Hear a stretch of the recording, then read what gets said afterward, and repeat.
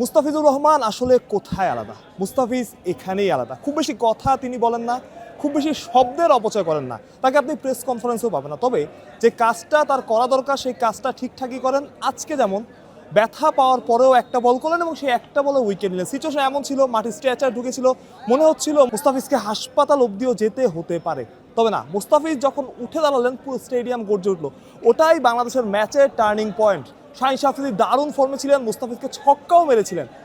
সেই মুস্তাফিজ যখন উঠে দাঁড়ালেন, একটা বল করলেন, সেই একটা বলে উইকেট পেলেন, সেখানেই বাংলাদেশ ম্যাচ জিতে গেছে। আমরা মুস্তাফিজকে নিয়ে অনেক সময় অনেক কথা বলি, অনেক রকম অভিযোগও করেন মুস্তাফিজ খুব বেশি কথা বলেন না, মুস্তাফিজ হয়তো ট্রেনিংয়ে সিরিয়াস না। তবে বিশ্বাস করেন এই সব কথাই অহেতুক এবং এই সব কথারই আসলে কোনো রকম ভিত্তি নাই।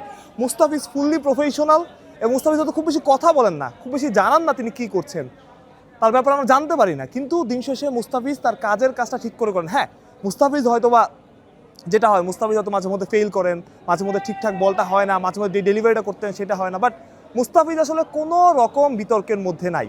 কয়েকদিন আগে একজন বিদেশি ক্রিকেটারকে প্রশ্ন করেছিলাম যে মুস্তাফিজ কি বাংলাদেশের ইতিহাসের সেরা পেসার কিনা। তিনি এক কথায় উত্তর দিয়েছিলেন যে যদি মুস্তাফিজ টেস্ট খেলতো তাহলে আসলে এই প্রশ্নের কোনো রকম অবকাশ থাকতো না। তবে মুস্তাফিজ এখনও সেরা এবং বাংলাদেশের অন্যতম সেরা পেসার। আমার কাছে মুস্তাফিজ বাংলাদেশের ইতিহাসেরই সেরা একজন পেসারের একজন।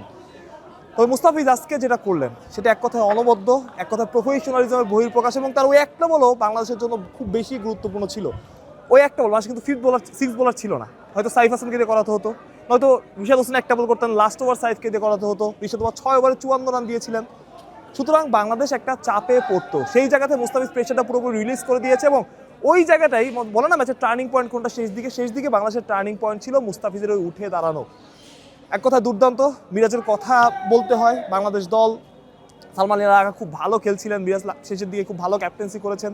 তবে একজন স্পিনারের অভাব কিন্তু বোধ করেছে বাংলাদেশ। আজকের দলটায় হয়তোবা পরিবর্তন একটা আসলেও আসতে পারতো। আপনি তানভীর ইসলামকে খেলাতে পারতেন, যাকে আপনি পুরো সিরিজ ধরে ক্যারি করলেন, তাকে তো চাইলেই খেলানো যেত, তাই না? তানভীর তো দলে খেলার মতো অপশন ছিল আপনার একটা লেফট আর্ম স্পিনার নাই, শেষ দিকে আপনি বোলার পাচ্ছিলেন না, আপনাকে রিশাদকে দিয়ে শেষ ওভার করাতে হলো, যেখানে রিশাদ 6 ওভারে 54 রান দিয়েছিলেন। এই ব্যাপারগুলো আসলে ভাবতে হবে। তবে সবচেয়ে বড় ব্যাপার যেটা, যে বাংলাদেশ 2-1 সিরিজ জিতে নিয়েছে, যেখানে পুরো টিম হয়ে বাংলাদেশ দল পারফর্ম করেছেন। তানজিদ হাসান তামিম, দুর্দান্ত পারফরমেন্স তানজিদ হাসান তামিমের, এক কথায় অনবদ্য, অসাধারণ। যে পারফরমেন্সটা আসলে হয়তোবা অনেক দিন মনে রাখবেন তামিম।